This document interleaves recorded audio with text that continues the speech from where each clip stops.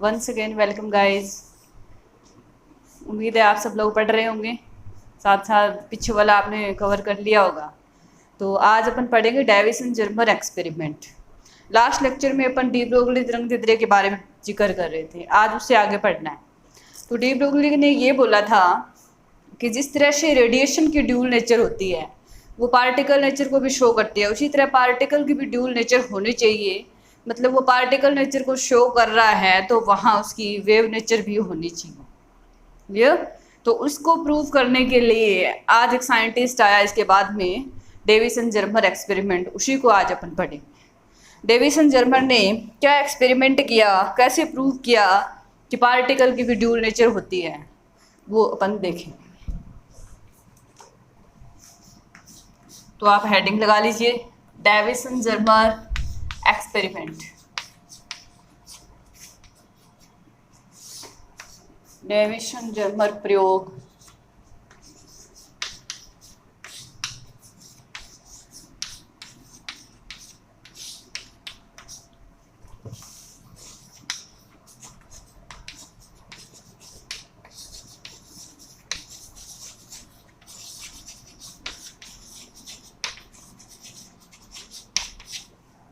Deviation Germer experiment क्या होता है? इस एक्सपेरिमेंट में इसको मैं सबसे पहले आपको डायग्राम ड्रॉ करके ही एक्सप्लेन करूंगी, साथ साथ आप भी डायग्राम ड्रॉ कर लेना। इसमें होता है एक इलेक्ट्रॉन गन। सबसे पहले एक इलेक्ट्रॉन गन लेते हैं,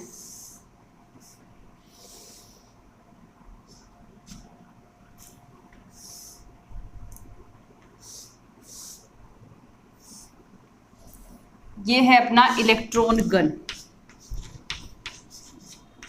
इस इलेक्ट्रॉन गन को V वोल्ट विभवांतर से त्वरित किया जाता है, यानी बार से इस पर V वोल्ट का विभवांतर अप्लाई किया जाता है, बार से इसको वोल्टेज दी जाती है।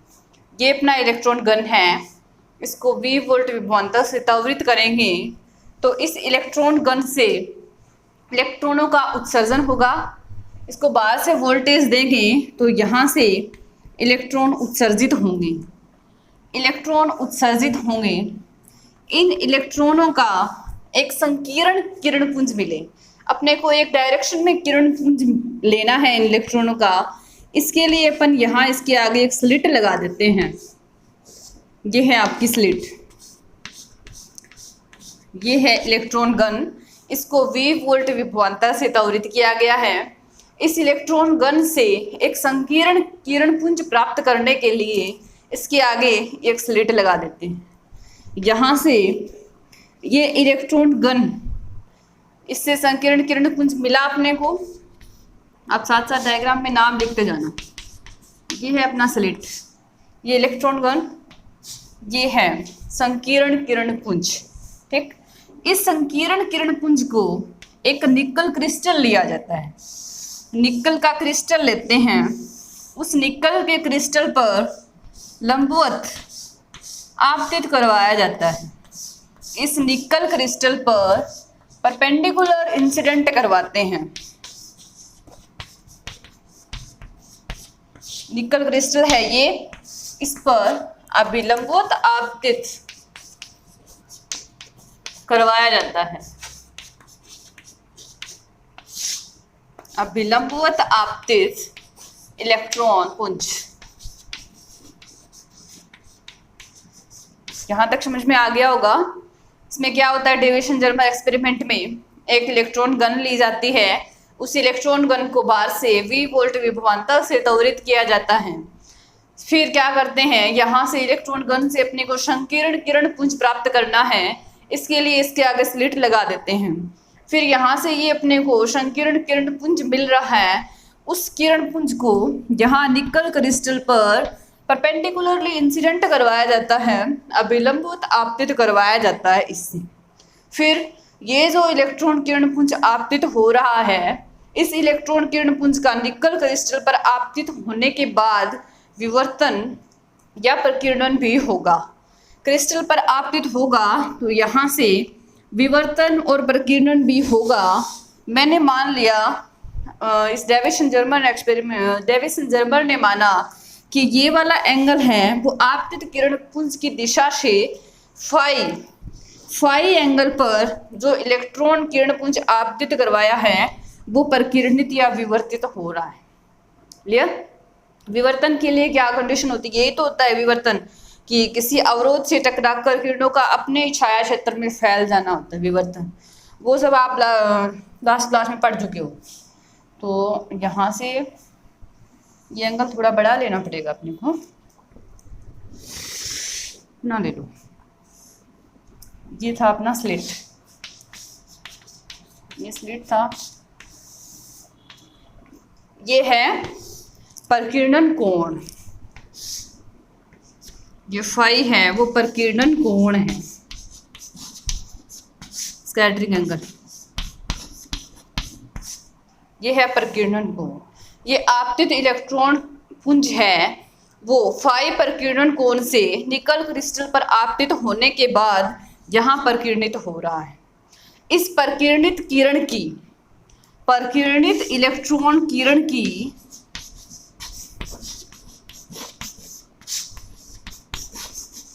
परकिरणित इलेक्ट्रॉन किरण की तीव्रता को देखने के लिए यहाँ एक इलेक्ट्रॉन संसूचक लगा देते हैं, इलेक्ट्रॉन डिटेक्टर लगा दिया जाता है, जिसके द्वारा अपन इस इलेक्ट्रॉन की तीव्रता को, परकिरणित इलेक्ट्रॉन किरण की तीव्रता को इस डिटेक्टर के द्वारा डिटेक्ट करते हैं। यहाँ ये लगाया जाता है इलेक्ट्रॉन संसूचक। क्यों लगा रहे हैं? ये जो परकिरणित इलेक्ट्रॉन किरण मिल रही है इस क्रिस्टल से, उसकी तीव्रता को इस एंगल के साथ किस तरह से वो चेंज हो रही है, जिस तरह से फाई चेंज होगा उसके साथ साथ ये परकिरणित इलेक्ट्रॉन किरण है उसकी इंटेंसिटी है, तीव्रता है, वो किस तरह से चेंज होगी, वो देखने के लिए यहाँ ये इलेक्ट्रॉन डिटेक्टर लगा दिया जाता है, इलेक्ट्रॉन संसूचक लगा दिया जाता है, और यहाँ स्केल होता है जिसकी सहायता से अपन मेजरमेंट लेते हैं।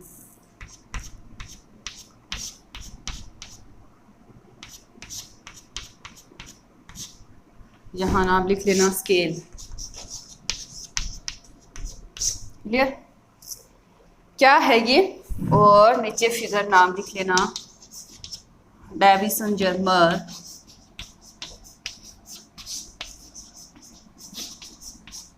के प्रयोग की व्यवस्था।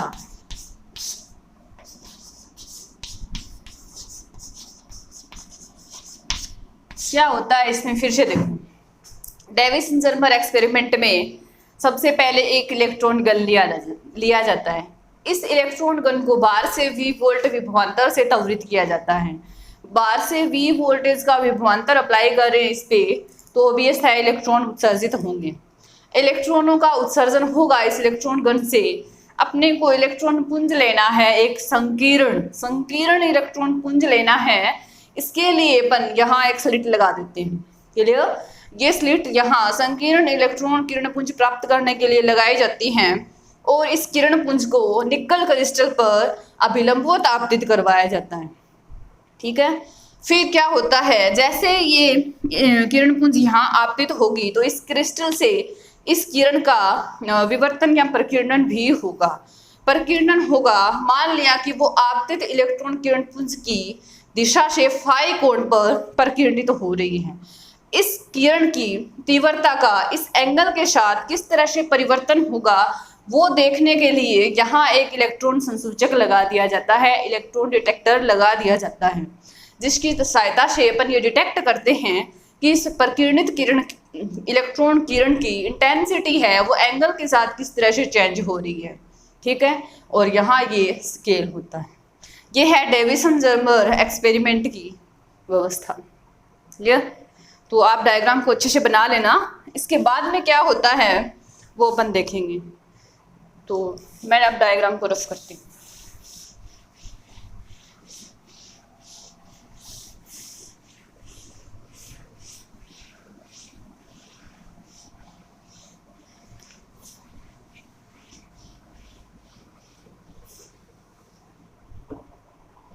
डेविसन जर्मर एक्सपेरिमेंट में क्या हुआ कि अलग अलग एंगल लिए गए और फिर उन एंगल का आपतित जो एंगल फाई था उस फाई की वैल्यू अलग अलग ली गई, और जो आपतित किरण पुंज था उसकी तीव्रता के साथ वक्र खींचा गया, और फिर उसने देखा कि किस तरह से अपने को ग्राफ मिलते हैं।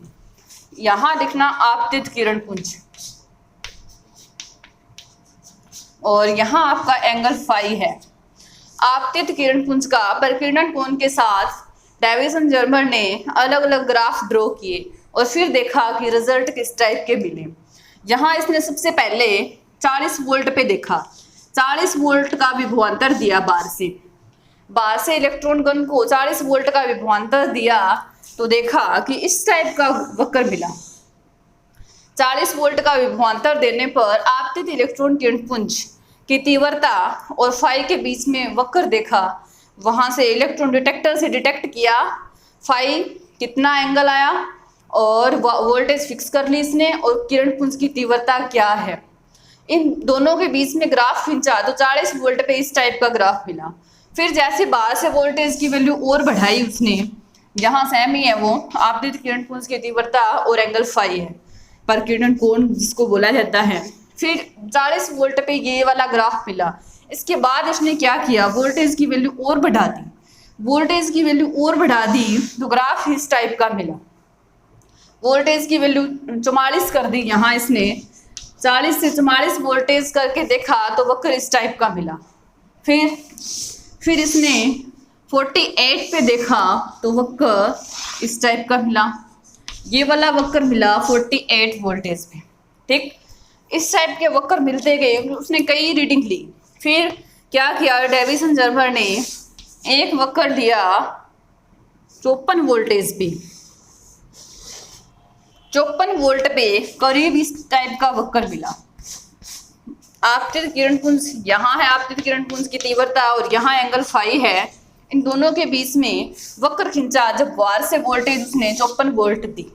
फिर उसने ये देखा कि 40 पे इस टाइप का वक्र मिला, 44 पे इस टाइप का, 48 पे इस टाइप का, 54 पे जब वो आया तो यहाँ उसने ये देखा कि यहाँ उत्कृष्ट मिल रहा है, उसको उत्कृष्ट मिल रहा है ना। सबसे ज़्यादा वैल्यू यहाँ ही आई 54 पे, यानी 54 वोल्टेज पे उसने उत्कृष्ट प्राप्त किया।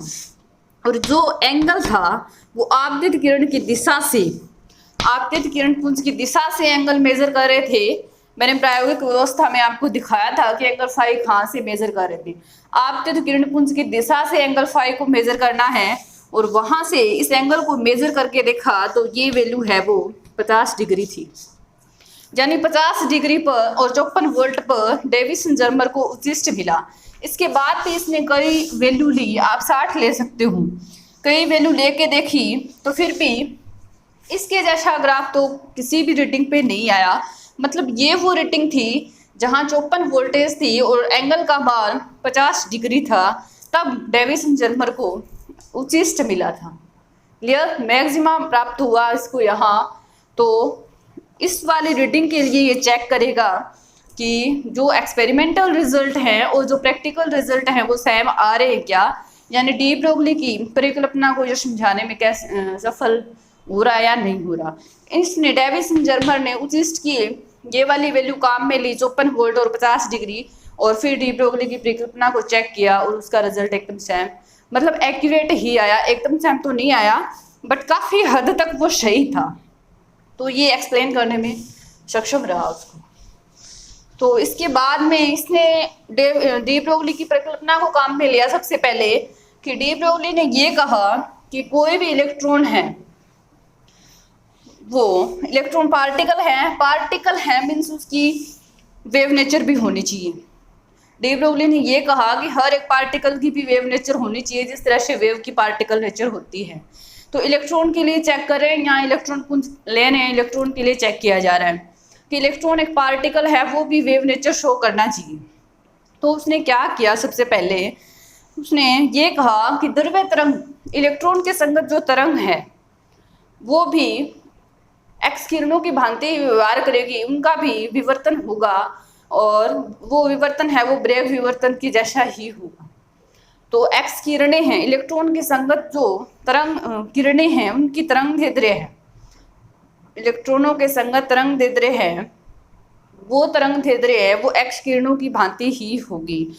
क्लासिकल फिजिक्स तो ये कहती है कि जब किसी भी क्रिस्टल पर आप किरण को आपतित करवाते हो तो वो एंगल के साथ बहुत ही कम परिवर्तन होता है। अपन क्वांटम इफेक्ट में पीछे ये पढ़ चुके हैं।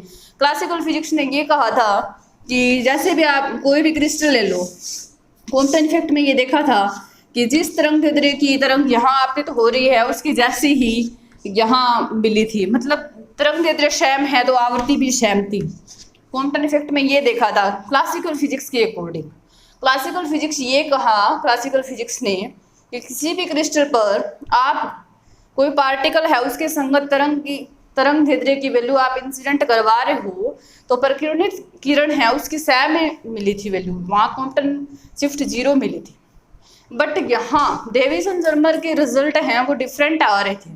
इसके लिए इसने डी ब्रोगली परिकल्पना को काम में लिया। इसने ये कहा कि हर एक कण की भी वेव नेचर होती है, हर एक कण की वेव नेचर होती है। इसको सिद्ध करने के लिए उसने ये कहा कि ये जो किरणें हैं जो निकल क्रिस्टल पर आपतित करवाई जा रही हैं उनका जो निकल क्रिस्टल से विवर्तन हो रहा है वो एक्स किरणों की भांति ही विवर्तन हो रहा है।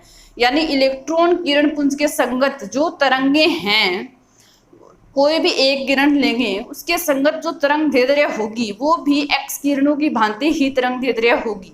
यानी ये ब्रैग विवर्तन को काम में ले रहा है। यहाँ ब्रैग विवर्तन से अपन क्या जानते हैं? ब्रैग विवर्तन से और डी ब्रोगली की एक हाइपोथेसिस ये भी थी कि कोई भी क्रिस्टल है वो बहुत सारे परमाणुओं से मिलकर बना है। मान लिया कि अपना निकल क्रिस्टल है उसमें इस तरह के परमाणु अंदर बैठे कि निकल क्रिस्टल में कोई भी किरण है, कोई इलेक्ट्रॉन ले लिया, परमाणु है उसमें इलेक्ट्रॉन भी हैं, चारों इलेक्ट्रॉन चक्कर लगा रहे हैं। कोई भी इलेक्ट्रॉन है उसके संगत तरंग दैर्ध्य होगी, उसकी ऑर्डर दो परमाणुओं के बीच की दूरी की ऑर्डर की ही होनी चाहिए। डी ब्रोगली परिकल्पना ये थी कि कोई भी क्रिस्टल है उसमें इलेक्ट्रॉन के संगत तरंग दैर्ध्य की ऑर्डर है, यानी ये लैम्ब्डा है, इसकी ऑर्डर अपन जनरली अंगस्ट्रम में लेते हैं। यानी तरंग दैर्ध्य की जो ऑर्डर है वो दो परमाणुओं के बीच की दूरी की ऑर्डर की ही होनी चाहिए। मतलब दो परमाणुओं के बीच की दूरी अपन कैपिटल डी लें तो इस डी की वैल्यू भी अंगस्ट्रम में ही आनी चाहिए। डी ब्रोगली परिकल्पना ये है। तब तो आप पार्टिकल के लिए वेवलेंथ को मेजर कर लोगे, अदरवाइज नहीं कर पाओगे। वो पीछे अपन ने बोल वाला एग्जांपल लेके देखा भी था, वहाँ वेवलेंथ की वैल्यू बहुत कम मिल रही थी, इसलिए वहाँ मेजरमेंट नहीं हो रहा था। तो डी ब्रोगली की ये परिकल्पना है वो इलेक्ट्रॉन, प्रोटॉन, न्यूट्रॉन इन पार्टिकल के लिए वैलिड है। क्लियर? तो यहाँ इसने डेविसन जर्मर ने ब्रैग विवर्तन को काम में लिया। ये अपना जो क्रिस्टल है निकल क्रिस्टल, मैंने इसमें यहाँ परमाणु को इस तरह से दिखाया है। यहाँ परमाणु में इलेक्ट्रॉन हैं, इलेक्ट्रॉन के संगत तरंग दैर्ध्य की वैल्यू लैम्ब्डा है। मान लिया कि वो लैम्ब्डा अंगस्ट्रम ऑर्डर में है, तो डी ब्रोगली परिकल्पना के अनुसार आप लैम्ब्डा को तभी मेजर कर पाओगे जब उस लैम्ब्डा की ऑर्डर है वो दो परमाणुओं के बीच की जो डिस्टेंस है, इंटर मोलिकुलर डिस्टेंस है, उसकी सेम ऑर्डर की ही होनी चाहिए। क्लियर? तो आओ आगे काम करते हैं। और यहाँ इसने ये कहा कि इन किरणों का विवर्तन है वो इसी तरह से हो रहा है जिस तरह ब्रैग विवर्तन में एक्स किरणों का होता है। तो ब्रैग विवर्तन सूत्र से दो क्रिस्टल तलों के बीच की दूरी का फॉर्मूला होता है D = D sin φ/2। ब्रैग विवर्तन सूत्र से दो क्रिस्टल तलों के बीच की दूरी के लिए ये फॉर्मूला होता है। ये तो है दो परमाणुओं के बीच की दूरी और ये है दो क्रिस्टल तलों के बीच की दूरी, और ये अपना परिकीर्णन कोण है। ठीक, मान लिया कि ये जो अपना क्रिस्टल है उसमें अपन इस टाइप के कोई तल ले रहे हैं, इस टाइप के प्लेन ले जा रहे हैं इसमें।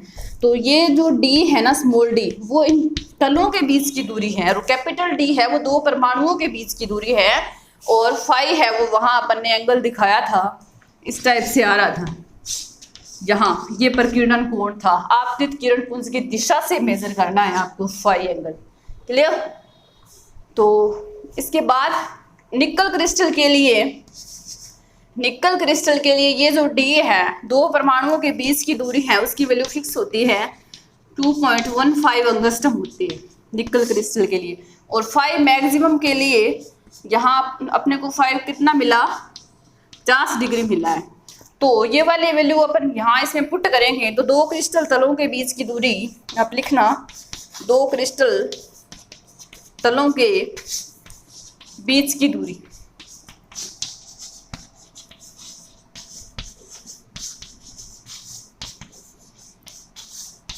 दो क्रिस्टल तलों के बीच की दूरी, ये सब वैल्यू यहाँ पुट करोगे 2.15 मल्टीप्लाइड बाय साइन 5/2 यानी 25 आ जाएगा।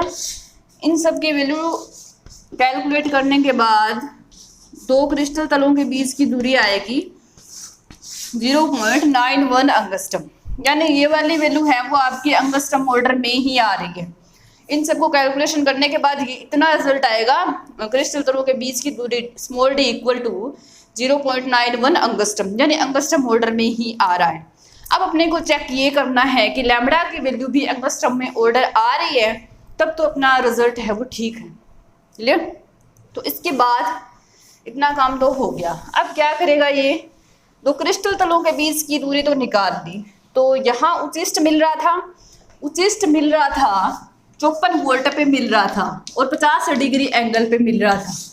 उचिष्ट डेविसन जर्मर को उचिष्ट मिल रहा 54 वोल्ट पे मिला और 50 डिग्री एंगल पे मिला, स्कैटरिंग एंगल था वो। तो ब्रैग विवर्तन को काम में लिया जा रहा है। तो ब्रैग विवर्तन के लिए ब्रैग विवर्तन सूत्र ये होता है 2d sin theta equal to n lambda. आप लिखना, इलेक्ट्रॉन के संगत द्रव्य तरंग दैर्ध्य के लिए ब्रैग विवर्तन सूत्र से 2d sin theta equal to n lambda. ये आप विवर्तन में लास्ट क्लास में पढ़ चुके हो, फॉर्मूला कैसे आया है। यार यहाँ डेरिवेशन नहीं करेंगे, उसके लिए यहाँ डायरेक्ट फॉर्मूला यूज करना है 2d sin theta equal to n lambda. और फर्स्ट ऑर्डर ब्रैग डिफ्रैक्शन हो, यहाँ लिखना प्रथम उचिष्ट के लिए, प्रथम उचिष्ट के लिए n की वैल्यू 1 है। प्रथम उचिष्ट के लिए n की वैल्यू 1 है। तो यहाँ अपने को लैम्बडा की वैल्यू कैलकुलेट करनी है और देखना ये है कि इसकी वैल्यू अंगस्ट्रम ऑर्डर में आ रही है क्या। तो 2d की वैल्यू अभी कैलकुलेट की है 0.91 साइन थीटा।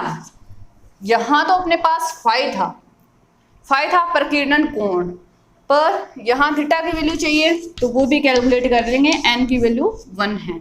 तो ये थीटा है वो है आपका ब्रैग एंगल, ब्रैग कोण उसकी वैल्यू होती है theta equal to 90 minus 5/2। Clear? 90 minus 5/2, theta की वैल्यू कैलकुलेट करो, 90 माइनस 5/2, 5 की वैल्यू 50 डिवाइडेड बाई 2 25, 65 डिग्री मिला है। ब्रैग एंगल अपने को मिल गया 65 डिग्री। अब यहाँ साइन 65 की वैल्यू 2 मल्टीप्लाइड बाय 0.91 साइन 65। इन सब को कैलकुलेशन करते हैं तो लैम्बडा की वैल्यू मिलती है 1.67 अंगस्ट्रम। इन सब की कैलकुलेशन करने पर लैम्बडा की वैल्यू अपने को मिलती है 1.65 मिलती है। सॉरी, इनकी कैलकुलेशन करने पर लैम्बडा की वैल्यू अपने को मिलती है 1.65 अंगस्ट्रम। क्या किया है अभी तक? कुछ नहीं किया। सबसे पहले प्रायोगिक व्यवस्था दिखाई थी, फिर डी ब्रोगली की हाइपोथेसिस ये थी कि आप उसी वेवलेंथ को मेजर कर पाओगे जिसकी ऑर्डर है वो क्रिस्टल के दो परमाणुओं के बीच की दूरी की ऑर्डर की होनी चाहिए। और यहाँ इलेक्ट्रॉन के संगत जो तरंग दैर्ध्य है उनका विवर्तन है वो एक्स किरणों की भांति माना गया है। तो यहाँ ब्रैग विवर्तन सूत्र को काम में लिया। ब्रैग विवर्तन सूत्र से दो क्रिस्टल तलों के बीच की दूरी small D equal to d sin 5/2 होती है। यहाँ कैपिटल डी है वो दो परमाणुओं के बीच की दूरी है और फाई है वो आपका प्रकीर्णन कोण है।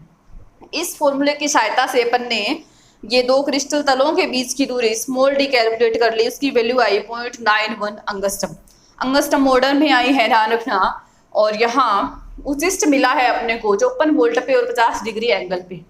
तो उचिष्ट में ब्रैग कंडीशन लगानी है। क्यों? क्योंकि अपने को लैम्बडा की वैल्यू कैलकुलेट करनी है इसलिए। तो ब्रैग विवर्तन सूत्र ये होता है 2d sin theta equal to n lambda. जहाँ थीटा है वो आपका ब्रैग एंगल है और d है वो दो क्रिस्टल तलों के बीच की दूरी है और लैम्बडा है वो इलेक्ट्रॉन के संगत ध्रुवीय तरंग की तरंग भेद्रे। क्लियर? और यहाँ फर्स्ट ऑर्डर प्रथम उचिष्ट कब मिला था? 54 वोल्ट और 50 डिग्री पे मिला था। उसके लिए n की वैल्यू 1 पुट की गई है। क्लियर? ये सब वैल्यू कैलकुलेट करने के बाद लैम्बडा की वैल्यू मिली है 1.65 अंगस्ट। यहाँ तक आप नोट कर लेना। इसके बाद देखो कि ये तो सारा काम अपने कब किया? प्रैक्टिकल रिजल्ट से। प्रैक्टिकल रिजल्ट से किया है ना। अब थ्योरी से भी रिजल्ट है उससे वेरीफाई कर लेंगे तब तो अपन बोल सकते हैं कि डेविसन जर्मर है वो सही है भाई। ये प्रैक्टिकल तो अब रिजल्ट लिए हैं 54 वोल्ट 50 डिग्री। प्रैक्टिकल रिजल्ट के बेस पे ये सारा काम किया है और यहाँ किरणों का विवर्तन हो रहा था, इस कारण यहाँ ब्रैग का विवर्तन सूत्र लगाया है और एक्स किरणों का विवर्तन की भांति यहाँ इलेक्ट्रॉन के संगत ध्रुवीय तरंग भेद्रे उनका विवर्तन हो रहा था। क्लियर? तो लास्ट पीछे अपन डी ब्रोगली हाइपोथेसिस में और क्या पढ़ा था? डेविसन जर्मर है वो डी ब्रोगली की परिकल्पना को भी काम में ले रहा है। तो डी ब्रोगली की परिकल्पना ये थी, अब लिखना, डी ब्रोगली की परिकल्पना से lambda equal to H upon P था। ये अपन पढ़ चुके हैं और इसकी वैल्यू इसकी दूसरा फॉर्मूला भी अपन पढ़ चुके हैं। वहां दूसरा फॉर्मूला मिला था 2m0 E। m0 है वो इलेक्ट्रॉन का रेस्ट मास था, E है वो काइनेटिक एनर्जी थी। इसकी वैल्यू अपन ने आगे पुट की थी तब मिला था 2h/2 रूट 2m0 E की जगह EV। V यहाँ वोल्टेज थी। ये सब इलेक्ट्रॉन का चार्ज है, ये मास है। पुट करने के बाद अपने को मिला था lambda equal to 12.27 divided by root V और अंगस्टम। ठीक, ये वाला फॉर्मूला मैं आपको पहले पढ़ा चुकी हूँ। लैम्बडा के लिए 12.27 divided by root V angstrom order में था ये लैम्बडा की वैल्यू। तो यहाँ V है वो वोल्टेज है, तो वोल्टेज यहाँ कितनी है? 54 वोल्ट। तो ये वाला 54 वोल्ट यहाँ पुट करने के बाद जो रिजल्ट मिलता है ना, लैम्बडा की वैल्यू मिलती है वो मिलती है अपने को 1.67 अंगस्टम। यहाँ डी ब्रोगली हाइपोथेसिस से, डी ब्रोगली परिकल्पना से जो तरंग भेद्रे की वैल्यू मिली है वो मिली है 1.67 अंगस्टम और डेविसन जर्मर एक्सपेरिमेंट से 1.67 अंगस्टम मिला। मतलब कितना डिफरेंस है आप देख सकते हो। यहाँ मिला है 1.67 वहाँ और यहाँ 1.65, नए के बराबर डिफरेंस है, बहुत ही कम डिफरेंस है। मतलब ये डेविसन जर्मर एक्सपेरिमेंट है वो इलेक्ट्रॉन के लिए तो अच्छे से वैलिड है। इलेक्ट्रॉन के लिए उसने काम कर दिया कि इलेक्ट्रॉन है वो पार्टिकल है। डी ब्रोगली परिकल्पना ये थी कि जिस तरह से विकिरणें हैं वो पार्टिकल नेचर को शो करती हैं, उसी तरह पार्टिकल को भी तरंग प्रकृति शो करनी चाहिए। मतलब पार्टिकल की भी ड्यूल नेचर होनी चाहिए जिस तरह से रेडिएशन की होती है। ठीक, मतलब यहाँ इलेक्ट्रॉन के लिए पढ़ रहे हैं तो इलेक्ट्रॉन की पार्टिकल नेचर है, तो इलेक्ट्रॉन के संगत तरंग भेद्रे भी होनी चाहिए जिसको अपन मेजर कर सकें, यानी वो तरंग प्रकृति को भी दिखाना चाहिए इलेक्ट्रॉन। तो यहाँ अपने प्रायोगिक रिजल्ट देखे वो तो ऐसे मिले इलेक्ट्रॉन के लिए। वेवलेंथ है उसकी वैल्यू 1.65 मिली अंगस्टम ऑर्डर में और जो थ्योरेटिकल रिजल्ट है वहां से लैम्बडा की वैल्यू 1.67 अंगस्टम की मिली। नए के बराबर चेंज है, लगभग सेम ही है। मतलब डेविसन जर्मर एक्सपेरिमेंट है वो वैलिड है इलेक्ट्रॉन के लिए। और यहाँ इलेक्ट्रॉन के लिए चेक करना है अपने को, अदर पार्टिकल हैं proton, neutron, hole, helium, hydrogen अणु, उनके लिए चेक नहीं करना है। उनके लिए भी ये एक्सपेरिमेंट है वो सक्सेसफुल है। ठीक, मतलब यहाँ डी ब्रोगली की परिकल्पना को इसने प्रूव कर दिया। तो उम्मीद है दोस्तों आपको लेक्चर पसंद आया होगा, तो आप वीडियो को लाइक कर देना, शेयर भी कर देना और जो फाइनल ईयर के स्टूडेंट हैं उनमें भी शेयर कर देना, बिकॉज उनके एग्जाम तो होने हैं तो उन्हें भी थोड़ा बहुत फ़ायदा हो जाए। तो चलिए दोस्तों आज के लिए इतना ही, बाकी अपन नेक्स्ट लेक्चर में पढ़ेंगे। Bye bye, have a nice day.